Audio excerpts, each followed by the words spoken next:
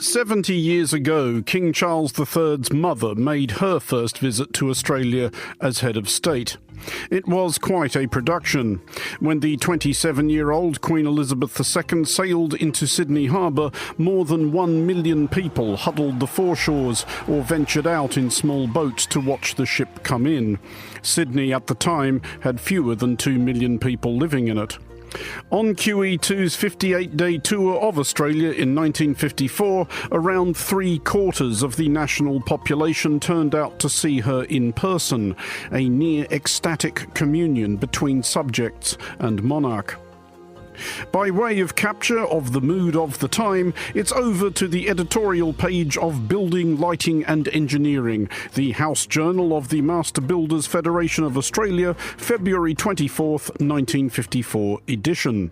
What emotions spring to the overfilled heart as one thinks of this beautiful young girl queen performing her royal functions with such matchless grace, dignity and charm.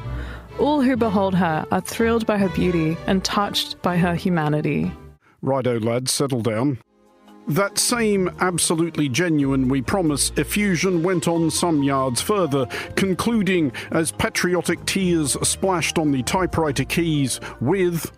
We, her Australian people, love her and revere her, admire her gallant husband, the Duke, and look forward to watching their sweet little children, Charles and Anne, grow up under their guidance and example. How times change, etc. To understate matters hysterically, KC3's first visit to Australia as head of state, he has been a bunch of times before, including completing part of his education in Australia, has had little in common with the equivalent expedition undertaken by his mother 7 decades back. No crowds have heaved 20 deep along footpaths to catch a glimpse of the royal motorcade. At the official welcome reception in Canberra, not one state premier even turned up. And when he went to Parliament House, a senator yelled at him. The yelling senator was Lydia Thorpe, representing the state of Victoria, and who, it is fair to say on past form, will be by no means displeased by all the attention she has attracted to herself. Senator Thorpe's overarching case is a reasonable one, i.e. that Australia's Indigenous people, of whom she is one, had their country taken off them at gunpoint by people acting under the authority of Charles's great-great-grandfather King George III, and that things have been, by and large, rough on Australia's Indigenous people since, and that perhaps some sort of formal treaty between coloniser and colonised might be a step forward.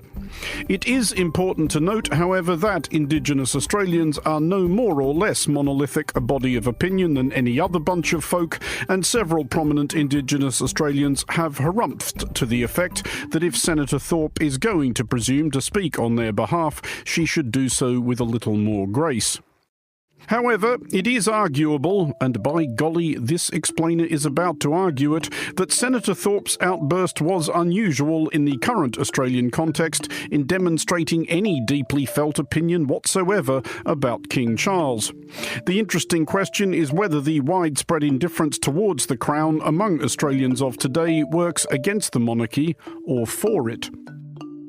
A couple of years back, moderating a debate on the value of monarchy for Monocle magazine, your correspondent asked Peter Fitzsimons, then chair of the Australian Republic movement, what the numbers were. Peter reckoned that 50% of Australians favoured a republic, 25% favoured keeping the monarchy, and 25% didn't care. A YouGov poll last year, by way of mild contradiction, found 34% believed the monarchy was actually good for Australia, 21% believed it bad for Australia, and 38% serenely unbothered either way. And in the poll that really mattered, the 1999 referendum on becoming a republic, 45% favoured a republic and 55% didn't.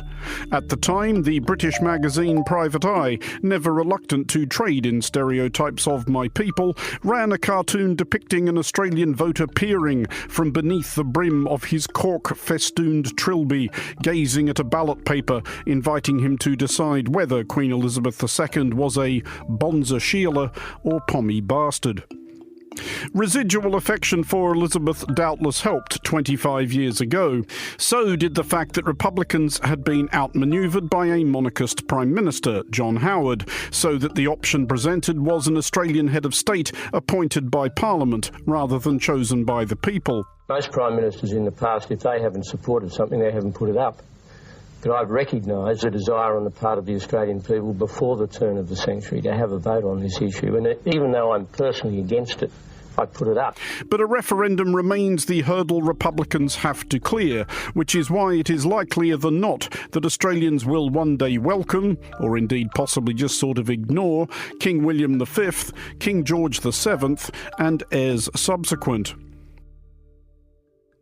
Australia's current Prime Minister, Anthony Albanese, is an out and proud Republican. His ministry includes an Assistant Minister for the Republic.